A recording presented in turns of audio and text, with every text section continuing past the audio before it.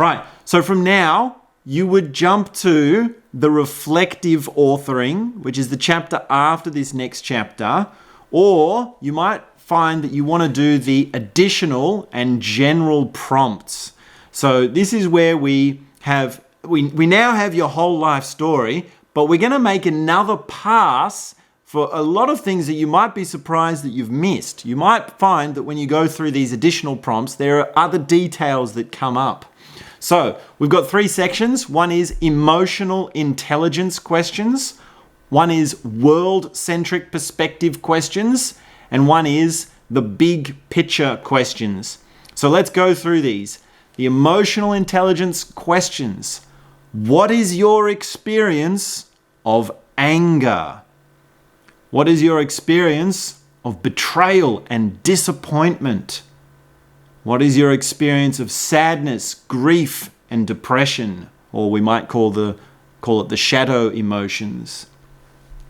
What is your experience of happiness? What is your experience of laughter?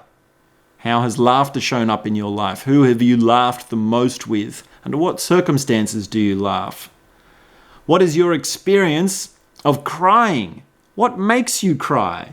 When have you found yourself to cry? What does it mean for you to cry?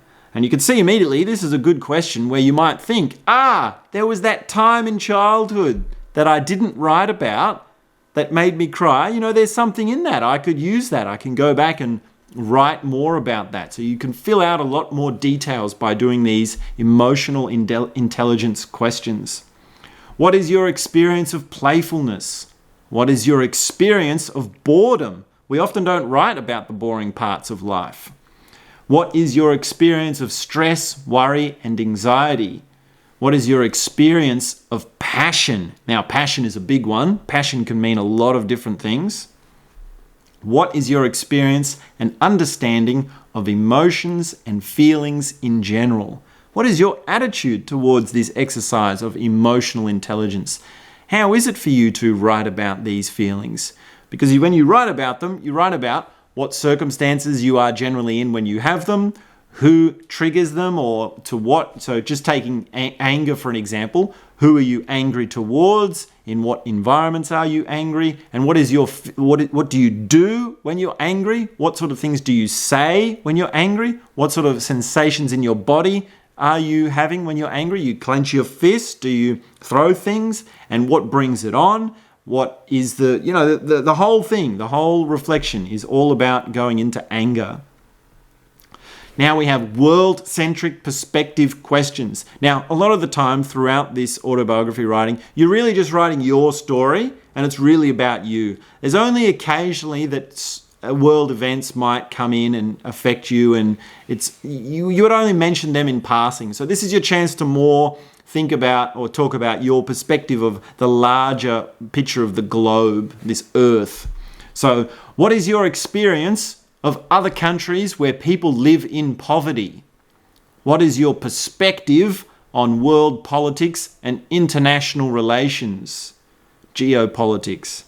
What is your perspective on war? You might talk about some of the wars that you've heard about, some of the wars that have happened in your time, how you felt when you heard about them, how you felt when you saw who was involved and under what circumstances. What is your experience of other cultures? So this would be your experience of going overseas. What is your understanding and perspective of other cultures? So this is 2-in-1 sort of questions. Your experience of other cultures, which is when you ate their food, you walked around their streets, you went to the markets, you met the people, you learnt some of their language, you went to the cinema in that country, you were involved in the yoga retreat in that country, and so on. So that's your experience. And then there's your understanding and perspective of other cultures. So you might say, I admire this particular culture for this reason. I admire this particular culture for this reason.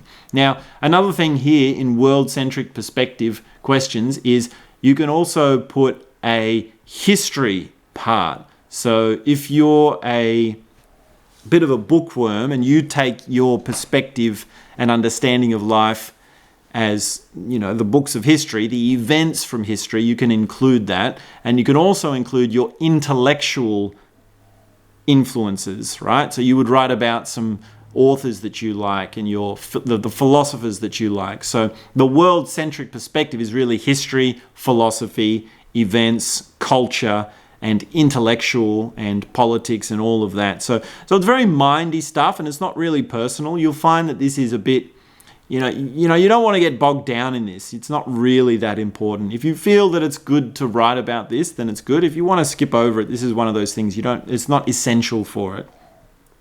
It's better if you move on to the next section, which is big picture questions. So this is where we get into the big stuff of life. What is your experience of beauty? What is your experience of love? What is your experience of change, loss, and fading when you have someone who has died in your life? When you have something that you have no longer been able to do? What is your experience of growing older? What is your experience of meditation? Hopefully by now you've discovered meditation and you're experienced with meditation. You're late to the game if you haven't, yes? And in fact, this journal writing is a meditative practice. What is your experience of relationships? What is your experience of nature? What is your experience of God? Now, generally speaking, there are textbook experiences of God, which is the voice of God, the presence of God, and the light of God. So you can hear a voice in your head, which is the voice of God, which is actually very funny because we hear voices of other people all the time inside the head. And you can feel the presence of God as a force, as an intuition, as a comforting force, as a sense of love or something like that. And the light of God, which is a vision that happens in your mind, in the third eye. And that's only the textbook versions of your experiences of God, right? You might have something else as a vision of God. A vision is another one, a big one.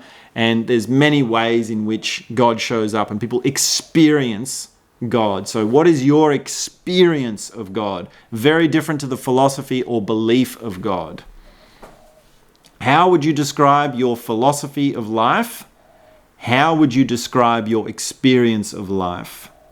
What is your experience of infinity, the cosmos, and existential realization? So that's related to, you'll find that that's actually the same question as what is your experience of God? So those are additional prompts, general prompts. And you'll find that when you go through these, little stories and events will come up from your life that you forgot to tell about. And what you can do is you can either write about them afterwards, or you can go back into your autobiography and put them in chronological order. So you're fleshing it out, yeah? Nothing wrong with jumping around in the plot, but you can keep it in chronological order just so you have that. All right, so next up, we're going to have another big section, which is the reflective authoring. And this is where we get to showtime. This is the climax of the process. So when you're ready, move on to the next section.